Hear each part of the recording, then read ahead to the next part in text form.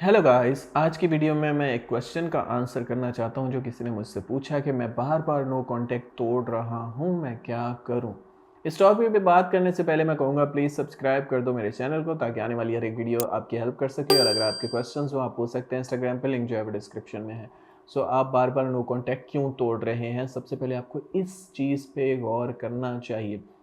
Other lectures तो मैं आपको बहुत देता हूँ कि अपनी रिस्पेक्ट करें, स्पेस दें, ये वो आप उस चीज़ को कुछ समझते हैं और कुछ नहीं भी समझते हैं अनफॉर्चुनेटली वीडियोस देखने के बावजूद भी।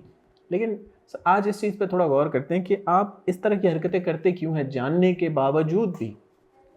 जब मुझे कॉल्स आती हैं, जब मुझे मैसेजेस आते हैं, तो लड़कियां लड़के कहते हैं कि सर मुझे पता है, सर मुझे पता है कि क्या करना है, मुझे पता है, लेकिन फिर भी वो गलती रिपीट कर रहे होते हैं। क्यों? क्योंकि उनका अपने इमोशंस के ऊपर कंट्रोल नहीं है। मैं भी कोई सुपर ह्यूमन नहीं हूँ कि मेरा बहुत ज़्यादा अपने इमोशंस पे कंट्रोल है। मैं ये नहीं कह रहा कि मैं बहुत अच्छा हूँ और आप लोग बहुत बेवकूफ़ हैं, ऐसा कुछ भी नहीं है। पर मैंने एक चीज़ फिगर आउट कर ली है कि क्या वो छोटी छोटी चीज़ें हैं जिनसे मेरे इमोशंस ट्रिगर हो सकते हैं, या क्या वो छोटी छोटी चीज़ें हैं जिनकी वजह से मेरा मूड चेंज हो सकता है, जिसकी वजह से मैं अपने ऊपर कंट्रोल खो बैठता हूँ। तो मैंने उन चीज़ों पे गौर किया है और उन्हीं चीज़ों को मैंने अपनी ज़िंदगी से हटा दिया और अब मैं बहुत ही बेहतर तरीके से अपने रिश्ते लेके चल सकता हूँ। जो लोग ये चीज़ नहीं जानते, वो क्योंकि नहीं जानते इसलिए वो बार-बार मिस्टेक्स करते हैं। फॉर एग्ज़ाम्पल, स्टॉकिंग एक ऐसी चीज़ है जिससे आप हमेशा नो कॉन्टैक्ट तोड़ बैठते हैं और नो कॉन्टैक्ट के अलावा आपकी रिस्पेक्ट कभी हो ही नहीं सकती, ये मैंने नोट किया है, ठीक है?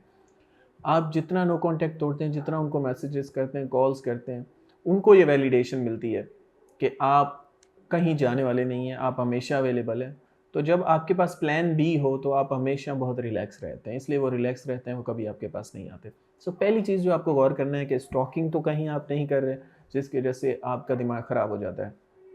क्योंकि सोशल मीडिया पे एक चीज़ को समझें, सोशल मीडिया पे लोग सिर्फ़ और सिर्फ़ अच्छी चीज़ें पोस्ट करते हैं, मोस्ट ऑफ द पीपल। हाँ, ब्रेकअप के बाद कुछ आप जैसे भी होते हैं जो सैड चीज़ें लगाते हैं और वो मुझे छोड़ के चला गया और ये और वो। लेकिन जो लोग हैप्पी होते हैं, जो जिनकी लाइफ़ नॉर्मल चल रही होती है, जिनको छोड़ा नहीं गया होता, उन्होंने किसी को छोड़ा होता है, तो वो तो प्राउड होते हैं और वो पोस्टें लगा रहे हैं, वो यू नो फैमिली के साथ हैंग आउट कर रहे हैं, वो पिकनिकों पे जा रहे हैं, वो अपनी लाइफ को बना रहे हैं।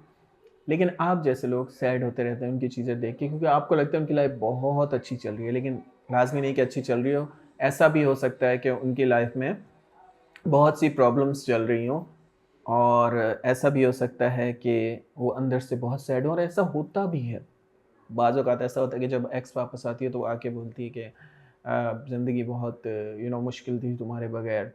लेकिन उसकी सोशल मीडिया देखो तो ऐसा लगता है यार उससे बेहतर तो कोई ज़िंदगी जी रही नहीं है। तो क्योंकि आप सोशल मीडिया देखते हैं, आप अपने ऊपर कंट्रोल नहीं रख पाते और आप उनको मैसेजेस कर देते हैं, नो कॉन्टैक्ट तोड़ देते हैं।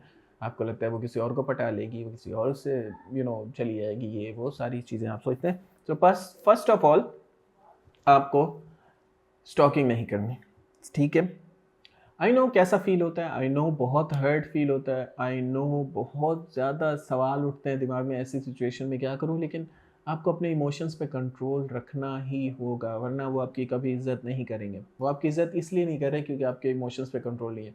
आप चेज़ कर रहे हैं, बेगिंग कर रहे हैं, प्लीडिंग कर रहे हैं, उनको फ़ोर्सफुली अपनी लाइफ़ में को आने के लिए फ़ोर्स कर रहे हैं, कोशिश कर रहे हैं, तो इसलिए वो कभी आएँगे ही नहीं। जब आपका इमोशंस पे कंट्रोल होगा तो वो आपको एक इज़्ज़तदार पर्सन की नज़र से देखेंगे, जो किसी के सामने झुकता नहीं है। इस दुनिया में हमेशा हम उन लीडर्स की, उन लोगों की वैल्यू करते हैं जो किसी के सामने झुकते नहीं हैं, ठीक है? चाहे वो उनके ऊपर कितनी भी मुश्किलें आ जाएँ, चाहे पुराने दौर से लेकर अब तक जितनी प्रॉफ़िट्स की स्टोरीज़, बड़े-बड़े बादशाहों की स्टोरीज़ आप देख लें, उनमें सब चीज़ कॉमन, एक चीज़ कॉमन होती है कि वो अपने करैक्टर पे बहुत स्ट्रॉन्ग होते हैं, वो किसी के सामने झुकते नहीं हैं। तो आपको इस चीज़ को समझना चाहिए। अगर आप उस इंसान के सामने झुक रहे हैं बार-बार और ये सोच रहे हैं कि वो आपकी इज़्ज़त करने लग जाएगा, तो ऐसा नहीं होने वाला। प्यार अपनी जगह, लेकिन प्यार में डिसरिस्पेक्ट मत करवाएँ अपनी, ठीक है?